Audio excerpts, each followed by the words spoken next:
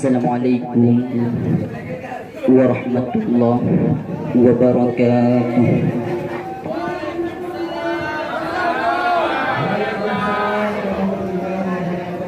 Alhamdulillah,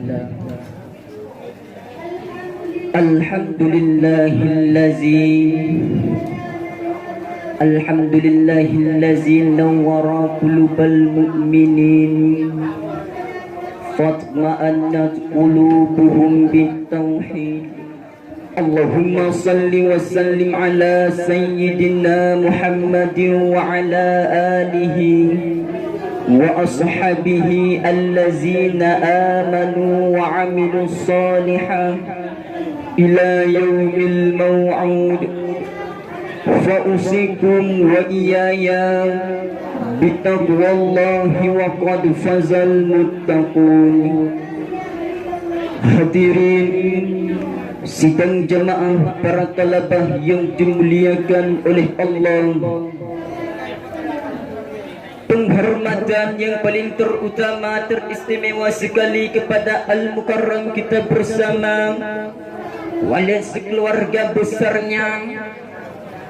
Yang mulia yang terhormat yaitu kepada ketua umumnya, abah sekeluarganya. Yang mulia yang terhormat kepada wakilnya, abi sekeluarga besarnya. Yang mulia yang terhormat Dewan Guru yang sudi kiranya mengajar kami di suatu masa kami akan menjadi anak didikan yang benar dan beragama. Yang mulia yang terhormat kepada santriwan-santriwati yang masih menimba ilmu di dalam agama. Yang mulia yang paling teristimewa kepada para hadirin yang telah menghadiri acara yang dimuliakan oleh Allah Subhanahu wa ta'ala. Di dalam kehidupan manusia mesti mereka mengalami pasang surut dalam dunia. Beda bahasa, beda negara, beda budaya, pasti beda karya. Itu wajar yang terjadi di dunia.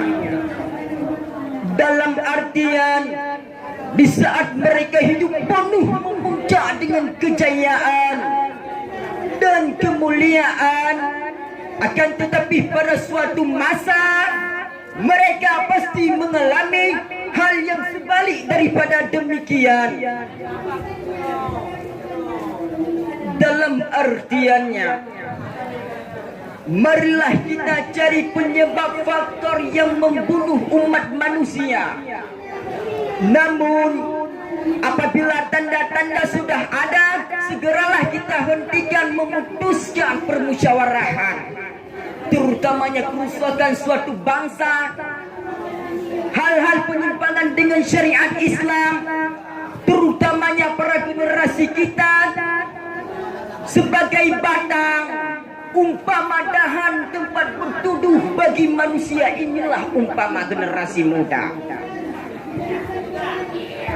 Adapun tahap yang pertama yang dapat merusakkan umat manusia sejak di zaman Rasul hingga akhir masa, tercabutnya rasa malu dalam lubuk hatinya. Apabila manusia sudah tidak ada lagi rasa malu, jangan harap hidup ini bahagia. Selalu kita ditantang oleh hal-hal yang luar biasa, terutamanya bagi kita sebagai seorang pembawa agama masa depan nantinya. Kalau kita katakan bagi umat yang lain, mereka sudah mengalami sifat malu, sehingga tidak ada lagi penyimpangan yang dilakukan. Malu itu adalah satu cabang daripada keimanan seseorang. Berpakaian barat dianggap hal yang biasa, memasukkan metode Yahudi seolah-olah sudah menjadi syariat agama. Berpakaian-pakaian ketat dianggap hal sepele dalam agama. Inilah penyebab faktornya. Inilah hadirin kenapa kita selalu ditimpa musibah yang besar, karena sudah tercabut rasa malu dalam jiwa manusia. Inilah faktor yang sangat bahaya. Ada hadis Rasulullah sallallahu alaihi wasallam bersabda, al-haya'u syu'batun minal iman. Malu itu merupakan satu cabang daripada keimanan. Apabila malu tidak ada, iman sudah melayang di dada kita, seperti yang terjadi di tanah syuhada. Puluhan anak yatim piatu yang tiada ayah dan ibunda, percikan darah di tenggorokan, mayat di rumah sakit berbaring tidak ada berdaya. Masa pimpinan Ismaili Haniyah telah melantik mendidik anak Palestina, terutama di negeri Gaza. 3.500 yaitu anak yang dilantik sudah lulus tes uji dalam penghafid Al-Quran. Setelah disebarkan seluruh media, kabar tersebut sudah dicap oleh yaitu Presiden Amerika Serikat mengecap bertanda tangan untuk mengirimkan pasukan militer para Israel ke negeri Gaza.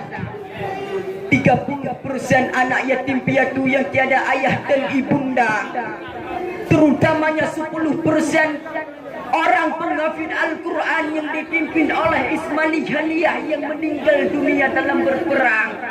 Inilah hadirin sifat malu tidak ada dalam diri kita.